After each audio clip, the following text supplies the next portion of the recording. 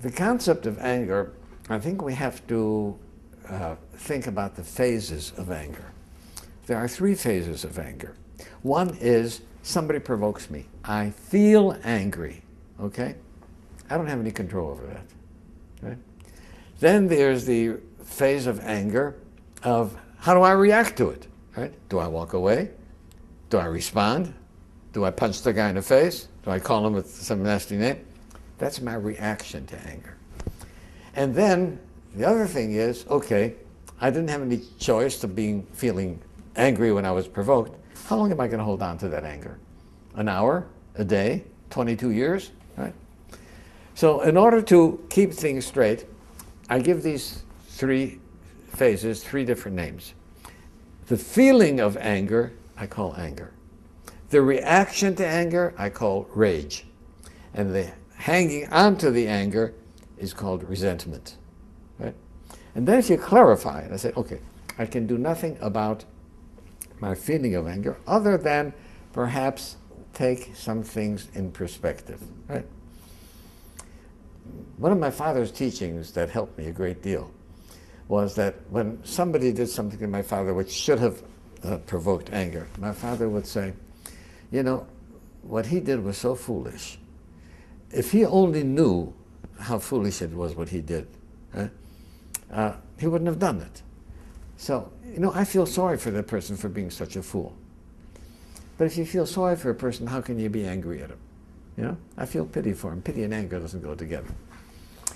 But nevertheless, I can't control how I feel when provoked, but I certainly can control what my reaction is going to be. And finally, how long do I hang on to the resentments? My greatest lesson came from Alcoholics Anonymous, where somebody said, harboring a resentment is allowing someone who you don't like to live inside your head without paying any rent. And I'm not that kind of a guy. I'm not a nice guy like that to let somebody else rent. So AA helped me get rid of resentments. Reacting to anger took me a while, right, to be able to control my rage. And then I had to realize that, you know, this is part of my being human.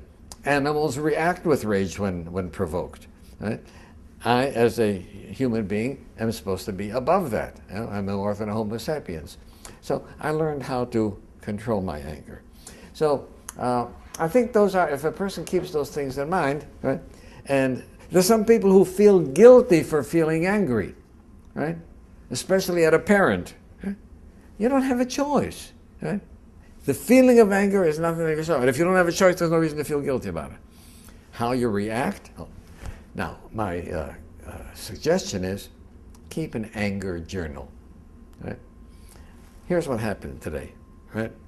Somebody did this, is that, and here's how I did. Right? Then at night, you see, at the time that I'm provoked, my thinking isn't clear because I'm under pressure to respond.